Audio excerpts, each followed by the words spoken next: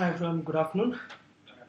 I'm Anand Bagmar and thank you for coming to this session of Unicom.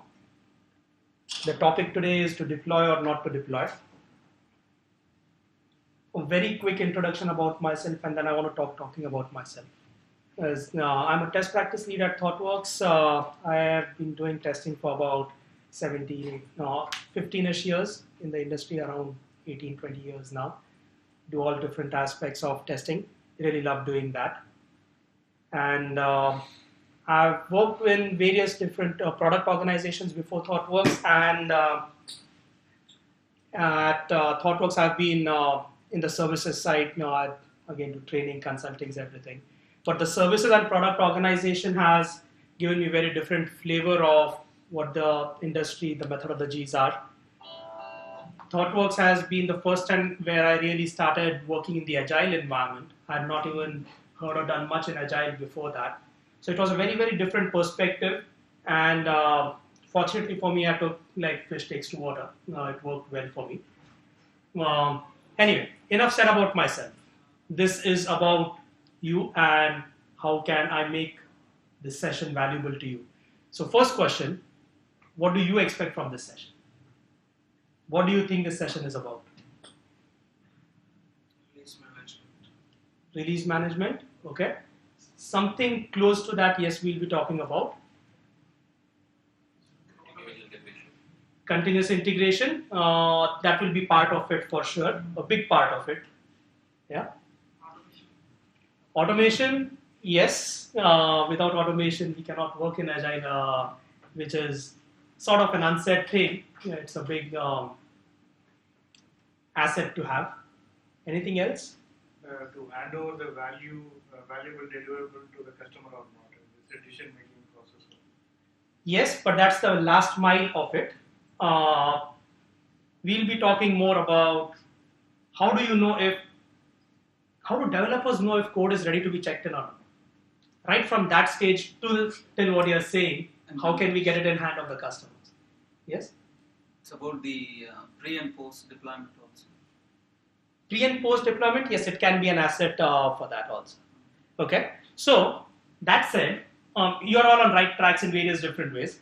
That said, what are the criteria in your organizations that you look at when you say, yes, the code is ready to move into a different environment? From the development to testing, it's we should execute the unit test cases, and it should meet the done whatever we say. It should not have any severe. So what is that criteria we are talking about? Acceptance criteria. Definition of done. Is it based on the test execution itself, or is there something more to it? Yeah, unit test execution and the acceptance criteria provided by the product management group and the SMEs. Mm-hmm. It's a kind of teamwork. And then it should not have any business impact assessment, BA 1 and 2 issues. Uh-huh. So these are the main three criteria we have. So acceptance criteria, the priority of open issues, yes, or whatever, yeah, that is another thing. Test execution is what we spoke about. Anything else? Code review. Code quality, code review, spot on. Okay. Now think about what we've heard since morning, right? Scaling agile at enterprise levels. Yeah, it's what we do, is it sufficient? Yeah, we have a kind of performance engineering setup. So it should pass the P activities. Okay. Also, so it will be testing of the scaling environment. How it works for the not even for the 1,000 patient, it's a 10,000 patient. Whether the code which we have. So that's more NFR testing, testing, right? But I think the problem really comes out somewhere in between, right? At a team level, we may do all the different things we spoke about, code quality and the acceptance criteria verification, all the things we spoke about. At an extreme end of sorts, we verify the NFRs. In between is where the problem really comes, where it is 10 different teams coming together into that code base and then still ensuring the quality is well, the acceptance criteria, which I had validated at this point in time, is still working after all the code is integrated, right? We have kind of a daily good build environment. So we'll have all these things come together and adds the complexity, yes, right? Integration. Exactly. So it's integration, that is still one part of it. And we look at some other aspects why there are certain limitations in the way we look at things, and it would be great to have certain different type of visibility. to proceed. Okay. One more question. How many are technical people in this room over here? Anyone technical? Oh, good bunch. Great. Are you still technical hands-on, or what roles are you playing right now? Management? So, PM kind of role? Okay. Any other roles we have over here? I'm delivery manager. Delivery manager, okay. Great. Any other roles we have? Okay, so let's say we've got all managers over here, but we've got a good bunch of people who move from a technical role into management. So we understand the technology side of things also fairly well. Okay. Now, what is the objective of any organization? It should meet the customer satisfaction. Okay. And then- So can we call it value to the customer? Yeah. Some form of value to the customer, right? And of course, the organization who's providing value also needs to make some money to survive, whether it's NGO or whatever. You need to survive and sustain yourself, right? Fair. That's the first objective. To meet this objective, what needs to happen? Quality of deliverables. That's one. And it has to go out on time, right? So all these things together form the objective of the business. If either of these is missing, it's not going to provide value to the organization or to the business, right? Now, the reality is that organizations are spread across the world for various reasons that I have listed here, and there might be many more that we can think of. Fair? Anyone who's not seen these situations or been part of these situations? Very common thing, right? Now, in this kind of a complex environment, though the world is getting small, it's still becoming much more complex. What is one of the practice that makes teams successful? Coordination. Sorry? Coordination. Coordination. I'm going to ask a lot of questions before lunch. I don't want people to just go for lunch right Properly structure and follow. now. Structure and follow what? Talking processes? Yes, process and organization. Okay. Processes, coordination, what else? The feel of one team. One team, very important. And these coordination and processes will help build that one team. Innovation and collaboration. Innovation, collaboration. You guys are not going to get it. What I'm talking about is automation. So, do we agree that this is, I'm saying one of the practices, I'm not saying the practice, right? I'm being very cautious in that sense, but this is one of the practices which help enable and achieve the organization objectives, along with whatever else you said and many other things which we haven't yet said so far. Do we understand why this is important, why this is a practice that will make the team successful? Okay, we'll get into more details about it later. Now let's talk on the other side of the coin. What is one of the practice that makes teams unsuccessful? Spot on. Spot on. It is automation. Why? Why is it a good practice and also a bad practice? Not everything can be. But why would that make it unsuccessful? The human factor of testing again and again will wear and tear. If the test automation suite is not kept up to date, And then the also, whole investment goes waste, and then it becomes a burden and not a useful. Absolutely. So almost in what I want to say, it's one part of that whole answer. So test automation is code again, right? In your product development, will we be satisfied if developers write any type of code? It has to be of good quality. That's why we do code reviews and various other practices, right? Test automation is also code.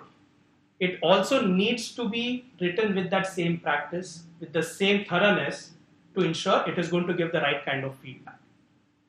Which means if not done correctly, exactly as he said, it will be bad quality, it may not be maintained, it will not give the feedback, various other problems can happen. So if you follow the right practices, identify the right test to be automated, follow the right practices, implement it well, keep it in sync with the product under test, only then will those tests provide value to the team. Fair? The minute it stops doing that, it goes from the green to the red side. Okay. What exactly is test automation? Why do we need it? You were mentioning something about manual testing, reduce the burden of manual testing, right? What else? What does it do for your team? Continuous delivery. How will it do in continuous delivery? It is test.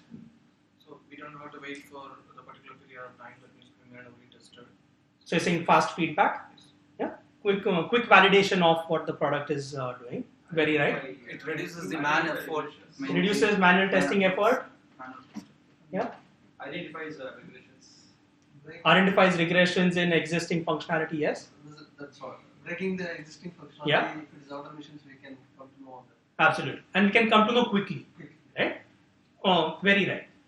So what it essentially means is that test automation is a safety net. Right? Depending on what type of issues we are trying to catch, the net grid size should be appropriately placed. Will anyone go fishing with a net with having this big grid size? It would work if they're trying to catch really big fish. If you're trying to catch small fish, you need appropriately sized grids in the net, right? Likewise, for automation, we need to identify the right candidates of tests to be automated for it to catch issues that we think would exist in the product. Fair? Another point. How many of us, this question was asked earlier, a lot of us use continuous integration in your teams, right? How many tests are typically automated or run by that build as part of continuous integration? Approximate number of tests, just throw out numbers. Number of test cases you're talking. Yeah. So if it is a smoke test, we'll be running. Just aggregate, complete. It's just 600 test cases. 600 tests, Because including unit tests or everything? No, unit tests, if you take all together, it will be more than 40,000 test cases. 40,000. Yeah. Okay. It's a huge product. Okay, 40,000 test cases. If all 40,000 test cases are passing, does it mean your product has got zero issues? No. Because you need to cover all the new integration what we make. No, so assuming all work is done, you've got 40,000 tests that have been identified at various different types, automated, run, executed, everything is passing. Does it still mean there are zero defects in? No. Performance issues. Zero known issues. Zero known issues. That's exactly the thing, right? That you would automate tests based on what you can think of. As a tester or as a developer who's writing unit tests, you would think of many different scenarios. By the time it comes down to writing it, it becomes a fraction of that. I know I'm a tester. I've been doing testing for a long time. I'm lazy. I look at a functionality, I'll think of various different combinations. By the time I start writing it, either starts fading out of memory, or I get lazy and I don't put everything down. Various reasons happen. And of course, there are cases of exploratory testing, integrations, and those weird performance issues, edge case issues that are there, which you would never really think about documenting in that sense, right? So, zero known test cases that might still result in defects later on. Okay, so the test automation pyramid talks about that. Have we heard about the test automation pyramid? So this was a concept introduced by Mike Cohn in his book Succeeding with Agile. And Martin Fowler, one of the co-founders of the Agile Manifesto, he's written on his blog also about this, explained it in very simple terms. But what it means is that there's an ideal test automation pyramid which could have various different types of tests. And these tests over here just for representation. It really depends on what the product is you're testing, and the type of test will depend if it is applicable or not. There could be 10 more, or there could be just 2 in this pyramid. But what this pyramid says is that there should be a maximum number of tests in form of unit tests, which is closest to the code where the implementation is being done. And as you go up, you have more and more integrated type of tests, which will be fewer in numbers. But as a whole, it provides your complete automation coverage for the product. Okay? Then, on top of it, there is a cloud of manual or exploratory testing that you still need to do for things that you cannot automate, for example, or it's very difficult to automate, for example, or those exploratory edge case scenarios which you think of on the fly, which doesn't make sense automating for that matter. It is very important. And this complete testing effort is what counts towards your testing for the product. That is your test coverage for a product, right? What about the component level testing? That would come between unit and integration. So that's why I said this is for representation only.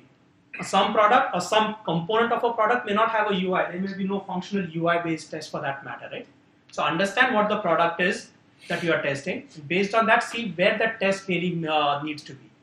So what this pyramid doesn't really say very explicitly is this triangle behind in dotted line, which indicates the impact of the test on the product under test, right? So the unit test is actually, the impact is very small piece of code in your product implementation. You're testing very basic logic. As you go up the pyramid, it goes to component test, integration test. The system starts coming together more and more, and each test needs to work on that layer, on that impact that it is working with, right? Now, as a result, what happens, right? As you move up the pyramid, the automation pyramid, the time required to execute the test increases. Time required to get the feedback to the team increases. Why? Because a dev can run unit tests on his or her machine without having to check in code into your subversion system.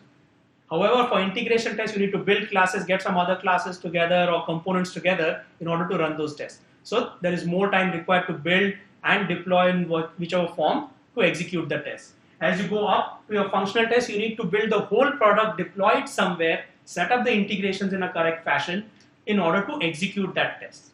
So if we are saying it's minimal number of tests that we need to execute from top layer, it should actually focus on validating this breadth of functionality. But think about the time it would take to get to this point, especially you're working on complex, large enterprise products, how much time it would take to get up to this layer to validate some functionality. So what the pyramid says is you need to automate each and everything possible, but look at the test case or test scenarios that you are working on and see where it makes sense to implement in terms of automation to get the quickest feedback for the team. Okay? Because feedback is essential over here. The quicker you get to know about it, the quicker you can fix the problems.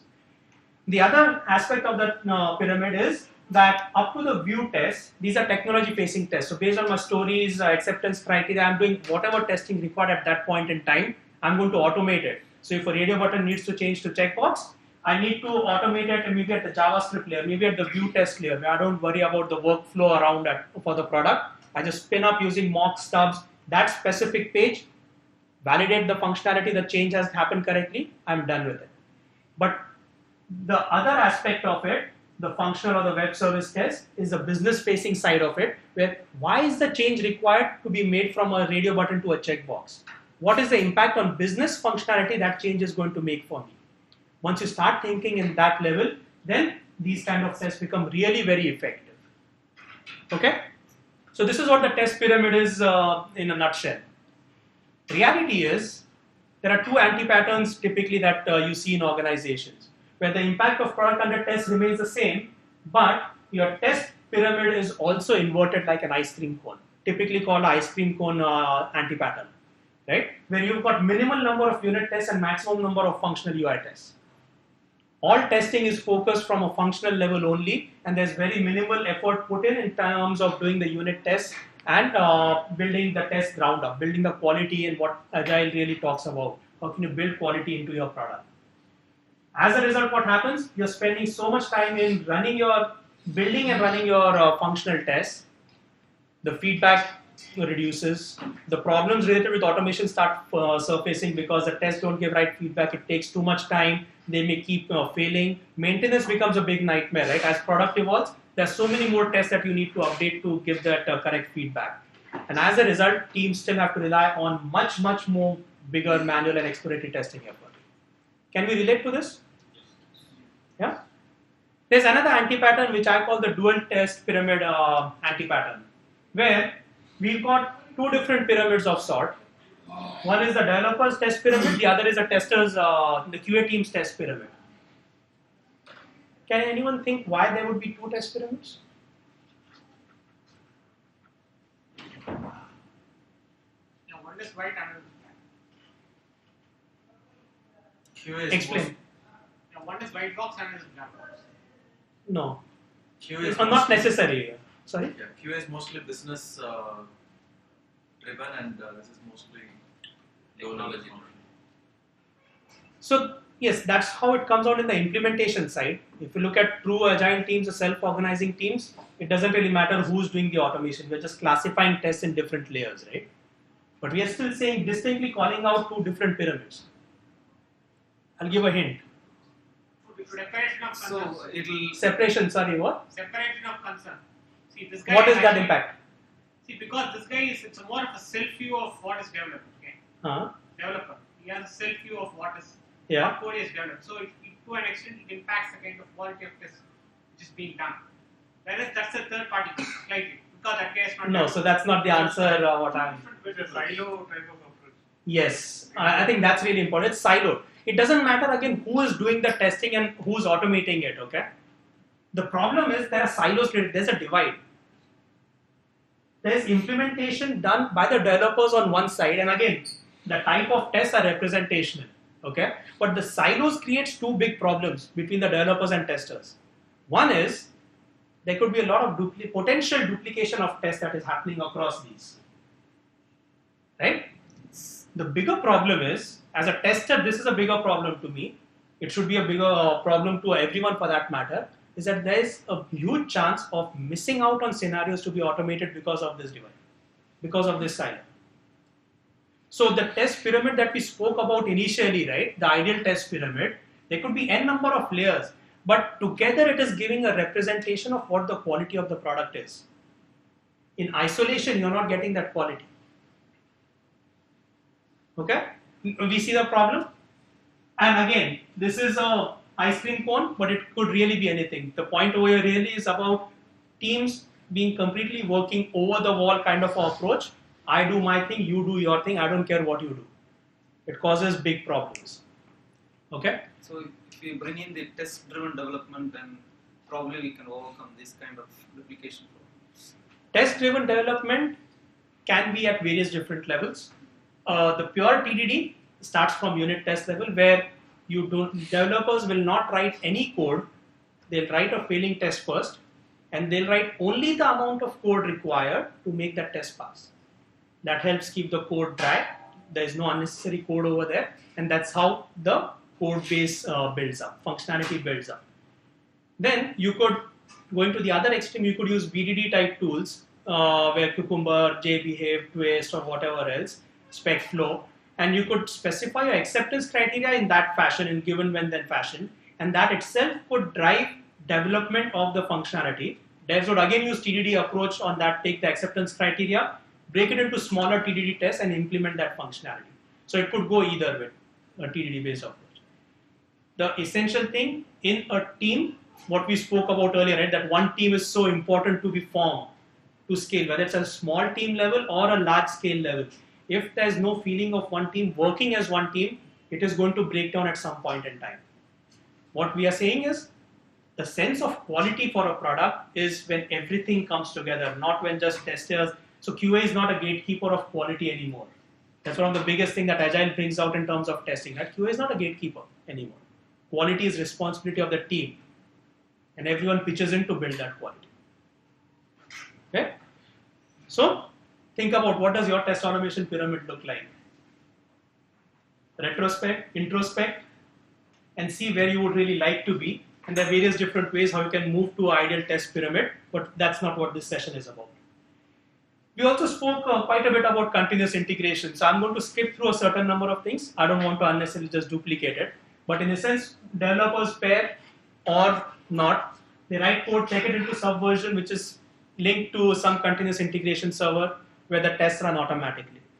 Whenever required, you could also just trigger the test or deploy the builds directly from continuous integration server on any particular environment. Right? Now, on every check-in, this thing keeps repeating. That's where the quality and the feedback is known to the team in a visible format instantaneously. In some cases, it's a delayed cycle, 15 minutes or whatever it might be for various reasons. Now, when you take it to the other extreme of continuous delivery, what does it really mean?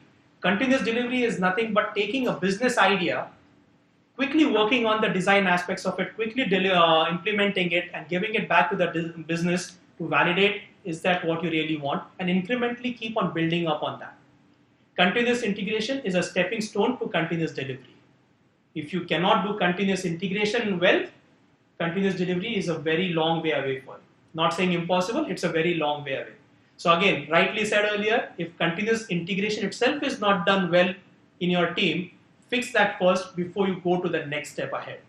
Otherwise, it's not really going to scale. There'll be other problems that keep surfacing.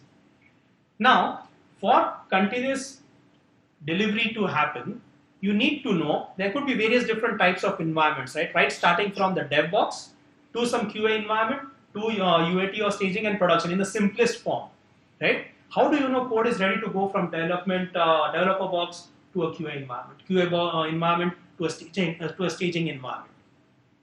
How do you know that? You look at the results of the testing that happens, right? Do you look at results of testing only from the QA team? It's also from the product management. From everything, right? Even the unit tests that run, all automated test artifacts, you look at that, including other factors also. So if we extend the CI paradigm, what we spoke about, CI out of the box gives us a lot of tracking tools, a lot of trending tools, where you can aggregate results from various different builds and jobs and build some graphs out of it. Now, for small teams, that is sufficient because I've got a couple of small teams and I know there could be a bunch of different jobs, 10, 15 jobs in CI where I can aggregate the results and look at it in a meaningful format to say, yes, I have got pretty decent results and I'm okay to push the build to the next environment. When you automate that, it becomes continuous delivery also for that matter, right? If I've reached a certain threshold, I can automatically push the deploy button and get it to the next environment. But is reality really that simple? How many of us work in just 2 small teams? Not really possible, right? Reality is that we live in a complex world and there are a bunch of teams. This is a very simple diagram compared to what we saw earlier again, where we've got potentially hundreds of teams or 10 or 20s, 30s, 50s of teams spread across the globe for that matter, different time zones, and they are all working towards the same common objective. Now, each team may have its own CI, or a set of teams or features might be linked to a particular CI server where you can aggregate these results and see what the results are like. But what happens to this complex ecosystem? I know from a project that we are doing from our Pune office right now, at its peak it had 55 team members spread across 2 offices in different time zones, but they had about 50 jobs in CI at that point in time for different environments. Now, for that kind of automation, can you aggregate results as easily and create some meaning out of it in a holistic, big picture fashion? It becomes tricky, it becomes difficult, right? So, what happens in such cases? If we've got all these different teams and we need to, someone says, I want to know, maybe the delivery manager, right, says, okay, fine, are we ready for the release today? How do I know? He probably needs to go to each team, or someone from each team is going to come and tell him this is the state of quality of my particular product, and maybe there's someone in between who's collating all those results and telling him this is the state, what do we do next? Do we go ahead or not? And maybe it's a combined decision, maybe there are some other factors in taking that decision, right? Something like that would work, right? But this process of collating all these results together to make meaning out of the complete quality and health of a product, I'm saying the complete product or program, if I may, is a very tedious and manually intensive task. And it needs to keep on happening over and over and over again based on various different milestones. Who has done these kind of reports before or has asked for these kind of reports before? Have you come across scenarios when this kind of reports might be required?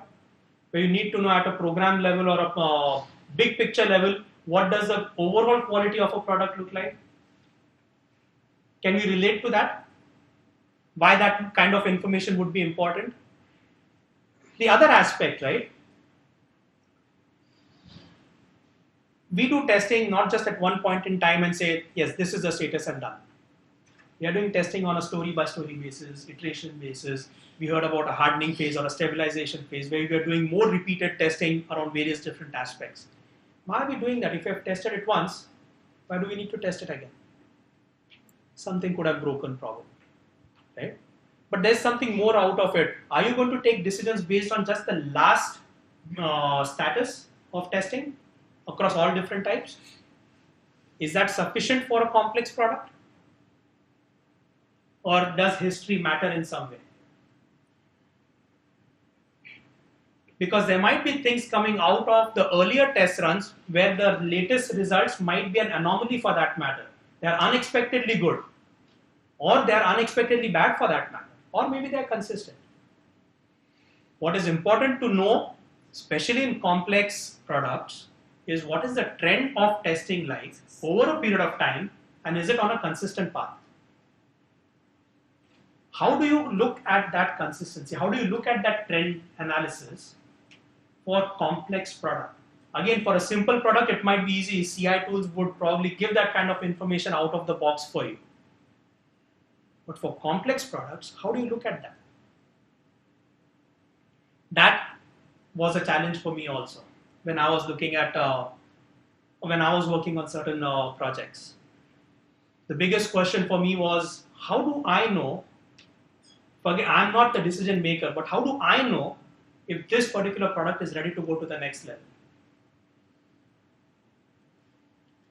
How would you know that? We define an acceptance criteria. Based on functional point completions. Sorry, you were saying about acceptance criteria. Yeah, we define acceptance criteria. You know, if you look at the sprint, we define at the sprint level. Mm-hmm. Similarly, if you have a feature or something like that, we define at that level. Mm-hmm. And similarly, if it's a product, we define at the project level. What are the acceptance criteria? In terms of functionality, or what are the parameters you're saying? Yeah, functionality as well as the user environment related stuff as well. It has to work on let's say on this particular server, on this particular. So system compatibility of Whatever. sorts, right? We define all Yeah. that in the acceptance criteria. Correct. And we kind of ensure that the test results are matching to that in those environments it is working and it is tested. Mm-hmm. All the listed functionalities are all tested in that and it's signed off. Correct. As a product stability. Sorry, product stability. Okay. Now, both of these tie into my question, which I asked earlier again, right? If the basic criteria that we have defined is met, does it still mean there are no defects? A typical tester's answer would be, my gut feel says there's something hidden out here. I need to do more. I know as a tester, I can say that, right? I need to do more, or I know what I've done is sufficient. I don't need to do anything else over it. Gut feel plays a big role in this, as a tester at least. But that is not going to satisfy people who need to take decisions, especially if it's a mission critical system, for example, or monetary transactions involved related, or regulatory systems for that matter, right? Gut feel doesn't play any role in that. So we are using like a continuous process, like for any build which needs to go out of, we have some checklist parameters, like we need to run the short regression go SRG and the smoke test and the business case scenario at the trust level, and a kind of manual test for the new features which you have developed. Yeah. So that plays a major role for a one build when we move to the one level to other level. Correct. So the short regression go, that SRG plays a good role to certify the product quality is Against a specific build. This is RC1 or RC10. Yes, What are the yes, results yes. out of that? And what I'm saying is, that is good, but is that sufficient? Rather, I'm asking that. We used to, we had for banks we used to release, so we do have a bill which will go through like promotion and all those things, but still at the time of the release, on a Friday evening we'll have downtime possibly, and we have clusters, but still we open a patch branch in hand. Just in case. Just in case. Yeah. And we actually, while we are releasing to production, we have a standby developers and people waiting for any kind of event, and that goes to 2 days till Sunday. By Monday morning. So depending on the criticality of the system, you would have the mitigation strategy on that, right? So all I'm saying is, right, depending on the product that you are building, deploying, that latest test run status, and test, I'm not saying just functional or whatever test run status might be sufficient. But in some cases, you may want to know what the trend has been like for testing on that particular product to be more confident to say, yes, this is indeed the right type of results and we are okay to proceed. Okay. Now, we spoke about this. I don't know how many of us over here know about Kent Beck, one of the luminaries in the testing field. And he and Martin Fowler, along with one other person, were having this discussion in a webinar. And Kent made a very interesting point. He says that we are just so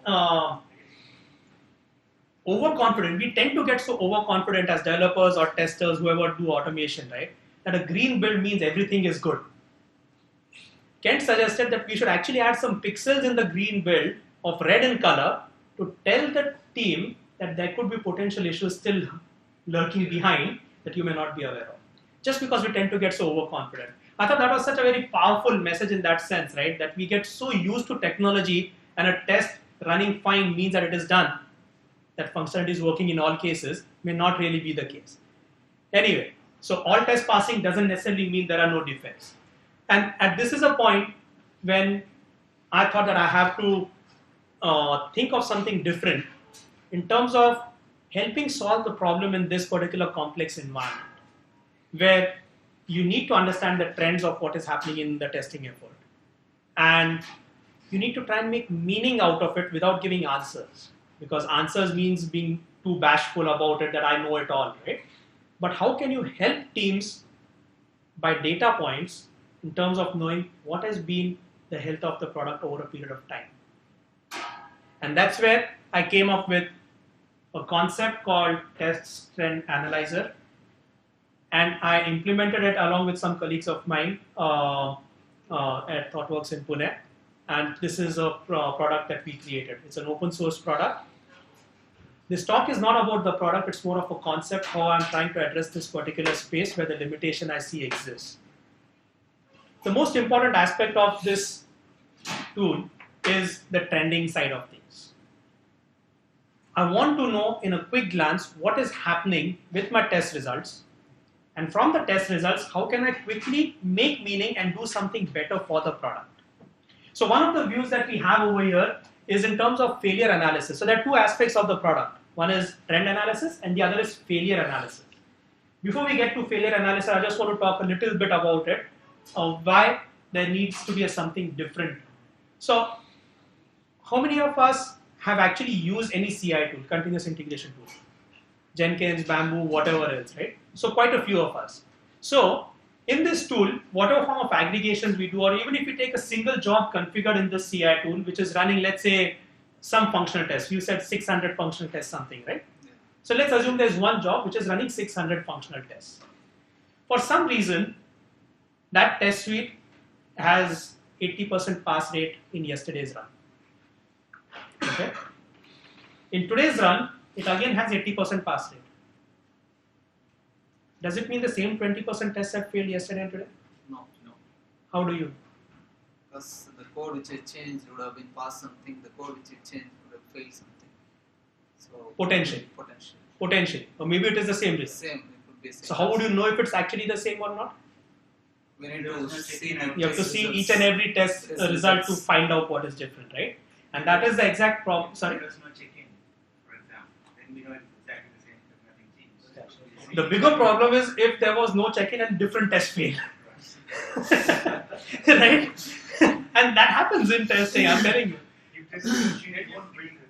Sorry? If there's no change, it won't build it. So you could manually trigger it, you could set it based on certain events or timers for that matter. Every midnight I want to run the test, whatever. It can be various different forms, right? So to address the failure analysis side of things, how do I know what has happened between two different builds? It may be saying it's the same failure percentage in both cases, but I want to identify the differences. That's where the failure analysis comes in. So one of the functionalities in TTA that I built is if there are 80% or 20% tests failing, how many tests are failing for the same reason?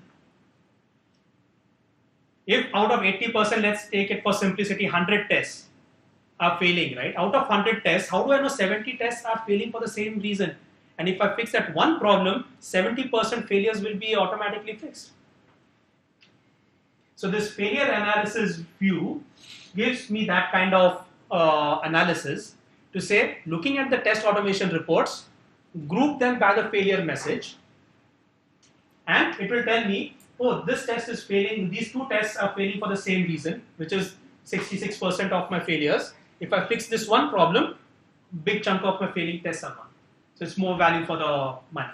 You have to factor in also the error tests which are going in error, which can be showing the same reason but would eventually be the Very important point. Very important point. Thanks for bringing it up. For this, it comes on to the one of the things I said some time ago about test automation being code.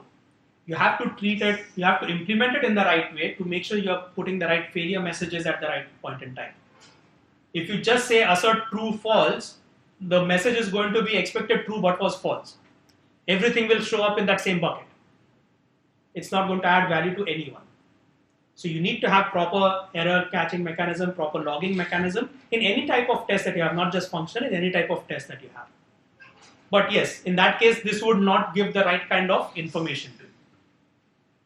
The other aspect is about, I had RC1 yesterday, RC2 today. What is the difference in them? Or my same test suite ran against Internet Explorer and Firefox against the same build. What is the difference in them? So this compare analysis view, compare runs view takes two builds, looks at the failing tests, or rather looks at all the tests and says, these are the tests passing consistently in both the builds. These are the tests failing consistently in both the builds. This passed yesterday, failed today. This failed yesterday, passed today. So very quickly, it will tell you what tests you need to focus on or not. This snapshot is just based on two run times.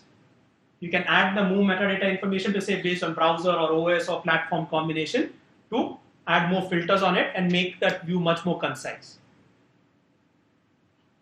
The other aspect now is about the test pyramid.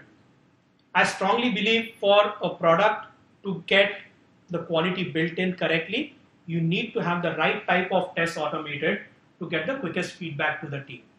So if all the data is collected by TTA, you can very quickly say, show me what the test pyramid view looks like for this. Now, in this snapshot, it says unit test is 105 in number, integration 39, functional 7. Unit test ran in 17 seconds, functional test ran in 4 minutes 22 seconds. You immediately see the difference of the time versus feedback out of it, right? Also, it says the pass percentage and the test ratio split over here. Now, does it say it is right or wrong?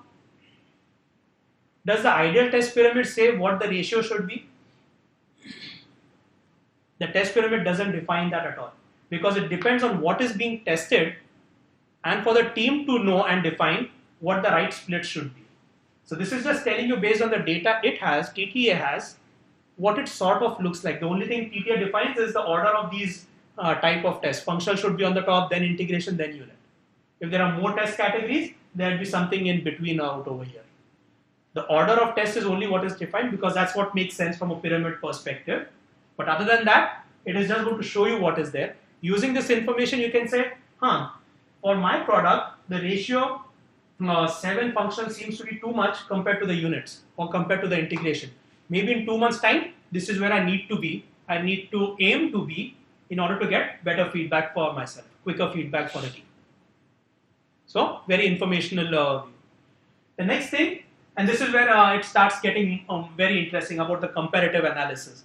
And as management team, as seniors on the team, it is very important when you start looking at the big picture to say, I'm investing so much on automation.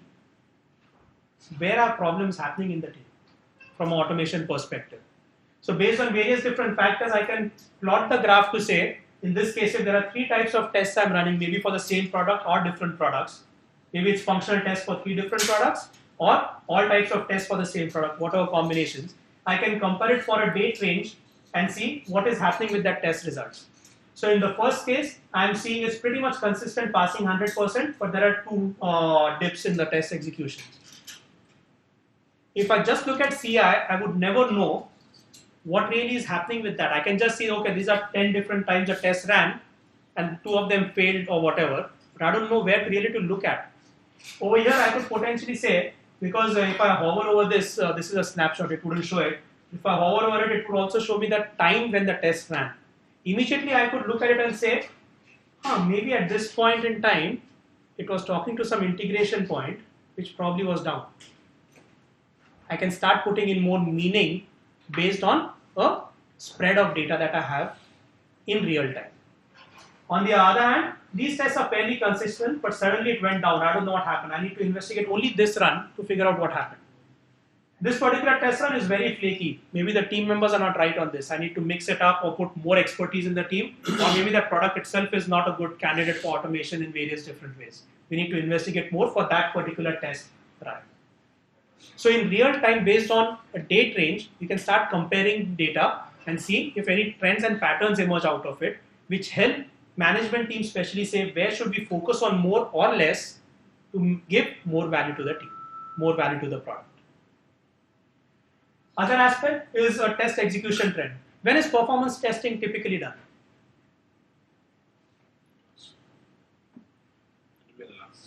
Towards the last, in most cases, right? Most of the functionality is done. Most of the functionality is done. Okay. So again, this is something I did on a different project, not related with TTA, which I thought gave a lot of value, mainly for the reasons you said. If performance testing was to be done towards the end, and in that case it was by another partner of the client, they were going to do performance testing. I did not want to wait till the end to find out any potential performance issues. So what I did in my automation is any test that I'm running based on business units, business functionality I'm executing, I started capturing the time it took to execute that business functionality. And I just started dumping that value, those data in CSV files. At the end of the test run, I got a bunch of CSV files. A lot of them would have done the same business functionality. For example, login, simple business functionality. Create sale, simple common business functionality across all scenarios. Capture the data from a functional execution perspective, how much time it took for business functionality, create trends out of it. Now, immediately what I can see is, when I plot it, I can see for a login functionality, it has been fairly consistent in this time range between about 15 to let's say 35 or now 40. Most of it has been between this time. And this is not a pure functional performance environment, so I expect the load to be different and everything. But this seems to be the general area where it is. Suddenly, why is it taking 48 seconds over here? Or why is it going under 4 seconds over here? What is happening? Again, from a benchmarking perspective, I can look at functional execution results and see how much time a particular test has been taking over time. If it is in a particular range, it's probably fine. If it is going steadily up, it is probably fine. Maybe I'm adding more functionality, more validations in those tests. It's not necessarily a wrong thing.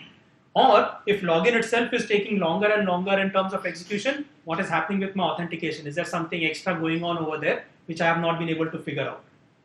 So we can try and make meaning out of the test execution times from a functional perspective. Again, it could be unit tests or anything, and see if it is giving any different results or it is consistent. Yeah? For every test, right? Yeah. So how do you aggregate these results? Suppose I have 10,000 tests. Mm-hmm. This is not going to be of use to me if I consume 10,000 test results, 10,000 grams like this. So I need yeah. to aggregate the picture. Maybe not a single slide, Mm-hmm. a Yeah. few hundred, not a few thousand like this. Very right. You might want to do it at a test category level, for example, not necessarily at a test case level or a business functionality level. It is very possible, and later on we'll be talking about how TTA exactly works in case if you want to use it. That will give you an idea of what different things need to happen to create that type of view. The essential bit is if you have the right type of data collected, you can create any type of view on top of it. But I think one point he is trying to show here is, in case the graph shows an increase in trend, then you have a problem. It is just for early So you detection. may have a problem, is what You may I'm have a problem. May. It's just Yeah. for early detection, if not. Yeah. Absolutely, Exactly. but you won't be able to do it for every one of the. Yeah, it needs to be aggregated at Exactly. And you may not want to do it also for it. Yeah. You want to do it for very critical functionality, what is happening. Very rare. Okay. Last bit of functionality that is already built in is about existing tools have a lot of information, a lot of powerful information, graphs, data that is there. If you're using Jira for requirements or defects, for example, it has a lot of built-in functionality in terms of creating dashboards, reports. CI has got a lot of that functionality. Likewise for other tools. So TTA is not to replace anything. It is how can I integrate different reports together and just show it from here. So in this case, from a TTA homepage, I'm just saying Go, which is our continuous integration server, integrate it with Go, and I'm just going to get that view inside the TTA scope itself. Likewise, if any tool supports embedding other views, you could embed the TTA view inside that also. So you don't have to keep on switching context about different views to see how to get the data from there. So it's not reinventing the wheel, it's just capturing data which is missing from different views and creating reports out of that. Now, once we have this kind of data, you could create many other views. So I just want to create a different representation of the pass-fail percentage for different products or projects. I could do that, or a pie chart for a particular project. I could do that. Or so IT can potentially say that the test team always says, "I want more machines." Why do you need more machines? That we look at how well you are utilizing existing infrastructure from a test execution perspective, and say, machine 3 is not very well used. Likewise for machine 4 potentially. Why don't you reshuffle your test execution on these machines, make better use of this infrastructure, and then we'll provision more machines. Now I know machines are cheap once it's in the cloud, but it's still a cost, it's still maintenance, right? So let's optimize the resources. And we have data from execution, actual data execution to make meaning out of it instead of gut feel again, right? So how can you use TTA? It is open source, as I said, now copyright by ThoughtWorks. It's available on GitHub. And the first thing you could do is download it, set it up, and then there is an upload form where you can upload the test results manually. There's a lot of metadata that you need to provide for the test execution, and a zip file location where all the logs are. I won't get into the details of what type of reports and all are submitted or supported right now. If you're interested, please let me know, and I can help guide you how you could use it or do more with it. But once you upload data, this can be used in two ways. One, to know if your type of results that are executed now from the test that is supported or not. And second, once you upload it, you can start seeing some data, what type of views it generates, and see if it does help you or not. That's one. In terms of how does it work, automatic upload is one part, and manual upload, which is just for trial for sure, because in a fast-paced environment, you cannot just keep uploading each and every results manually. In terms of automatic upload, we've got CI integration, we've got our jobs, which when triggered, run tests on various different machines or the same set of machines. What this really means is, once the job is triggered, some command is sent to the machine, which does a clean, compile, setup, and then starts running the test. Once the test run is complete, sends the results back to CI. That's how you would see the pass, fail, water graphs in CI itself. In terms of TTA, the only difference that happens is, once you have this, after the tests are executed, you would add an additional command or set of commands to send the results to TTA, and then the results again go back to CI also. It's not replacing what goes in CI, we're just adding an intermediate step to send the test execution data to TTA. Why is this powerful? Because in this case, the CI could be any CI tool that I have. The build tool could be anything that I have, Ant, Maven, Rake, Make, MS Build, anything. And my test could be implemented and running in any tool or technology that is there. As long as it is being executed from a build tool, in this case, all I'm saying is you modify this build tool to include a command to send results to TTA. That's the only difference. So the teams are not affected by this at all. No developer, tester who's doing automation of any type knows about it or gets affected by the way it is working. How can you help? There is a bunch of features that I have in the pipeline, what I want to develop for TTA based on my experience, what I see in the industry. Based on your experiences, if you think there are certain tools, like what he said, I want to see an aggregation of reports at various different forms, right? Reach out, tell us what ideas you have, and I'll try to prioritize it and get it done. Use it, provide feedback. At the same time, it's open source, even better. Don't just tell for features, send in pull request with the features to say, hey, this is a feature I've added on. I'll put it in. I'll just do a quick review, make sure everything else is still working fine. Add it into the TTA product itself. Everyone can use it. After all, this is built as open source for the community, for everyone to make use of and contribute to. With that, I think I'm just about in time. I'm available the rest of the day, open for questions, thoughts, feedback, and anything else. Thank you for this opportunity.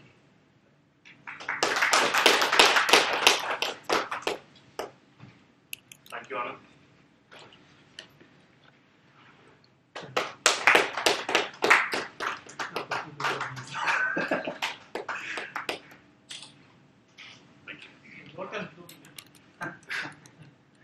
Okay, so and we meet again at 2 today.